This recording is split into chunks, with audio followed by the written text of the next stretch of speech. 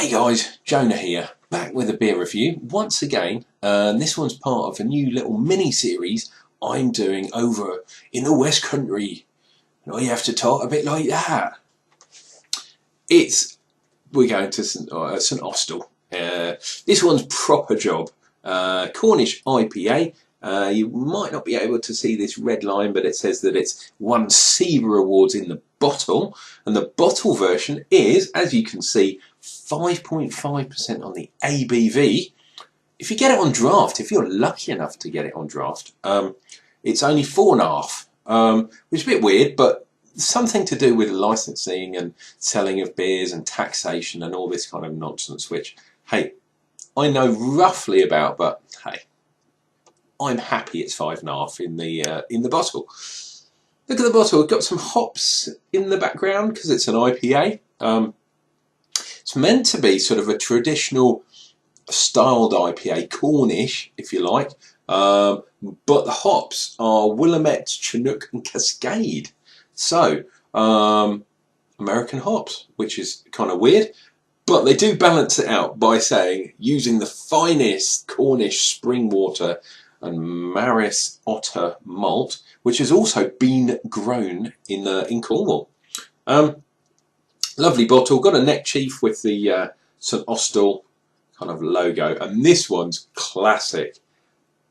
Pour it proper, because you got to make a proper job out of it.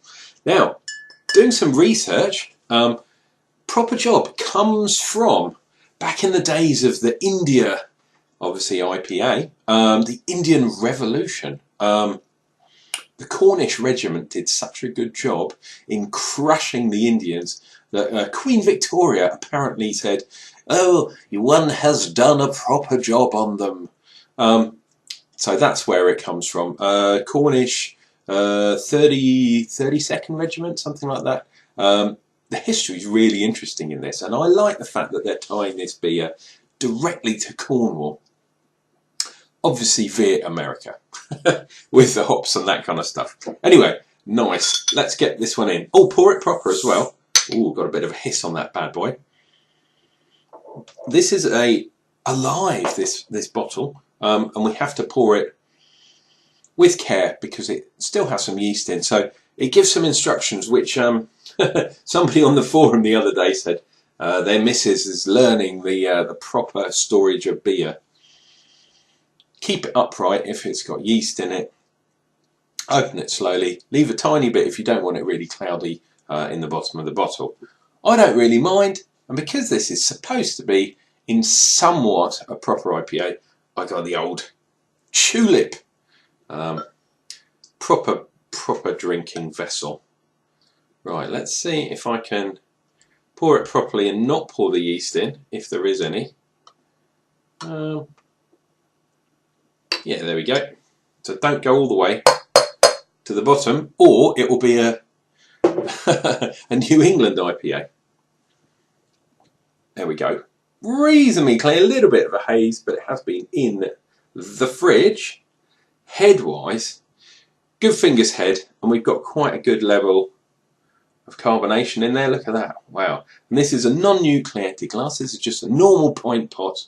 Let's have a look at that head.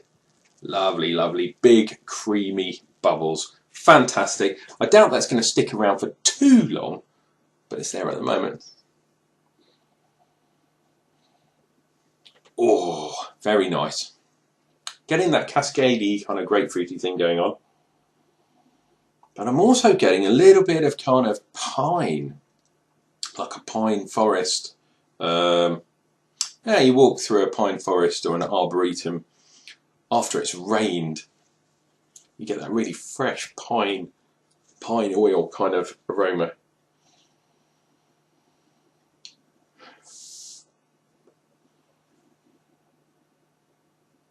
There's also a little bit of sweetness there. I'm not sure exactly where that's coming from. Some people say they get a kind of orange. I'm not getting that. Maybe I'll get it on the taste.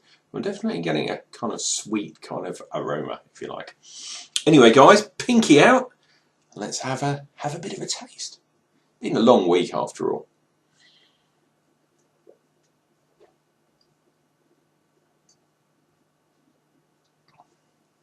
Wow, very surprising. The carbonation hit me on the palate straight away. A little bit overcarbed in my book. However, that was instantly followed by hoppage.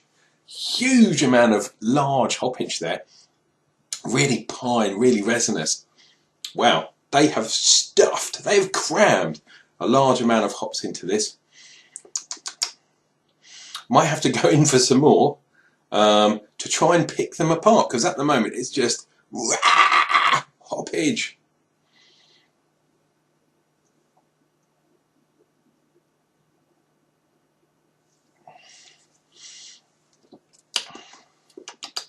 Yeah, it's pine up front, really heavily pined.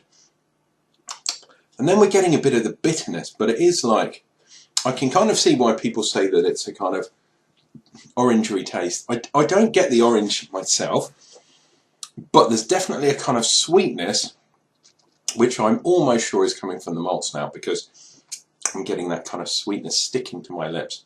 I guess trying to balance it out. This is a game of two halves, if you like. I would say this is not a balanced beer, if you like. This is very heavily hopped, so the balance is definitely higher, or it's swinging towards the hop end than the malt end. You can taste the malts, as I say, a bit of residual sweetness, tiny bit of kind of very light biscuit, maybe a tiny bit of caramel kind of going on there, but you have to really look for it. This beer is not about the malts by any means. Wow, good carbonation, still going. Look at that. Not as violently as before. Yeah, this is kind of what you get when you are heavily hopping pardon me, in your boil, so you get that real bitterness, and then also quite heavily hop late on, to get the aroma and that kind of upfront mouthfeel. But this is a hop bomb. I was surprised, to be honest.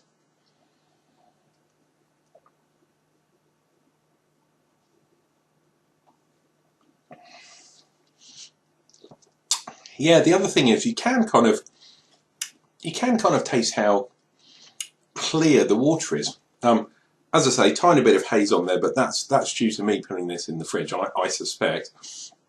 Oh my God, the hops are just outrageous in this one. Guys, I am going to do the double version of this, the big job, in a later review. My God, that is going to be proper big. That's all I can say. Guys, if you want to try a very heavily hopped for the British market, get one of these, because it's very nice. I would really love to try this in the draft version, because I don't see how it's possible for that hop explosion to carry over, especially when it's less carbonated as well. Anyway, it's been Uncle Jonah chatting with you about Proper Job by the St Austell Brewery, powerfully hopped Cornish IPA. I think it's quite a good beer. Personally, I'd prefer if it was a tiny bit more balanced, and not so kind of resinous up front on the hoppage. Basically, back off a tiny bit on the hoppage, and try and balance it out. Maybe it'll balance over time if you kept one. But for you hop heads, especially ones in the UK, you are going to love this beer. It is hop explosion. That's all I can say, guys. It's been Uncle Jonah. Click like and subscribe down below if you want to, and you'll never miss another a video. You'll never miss another beer. Anyway, guys, cheers and beers. We'll see you real soon for some more outrageous beers.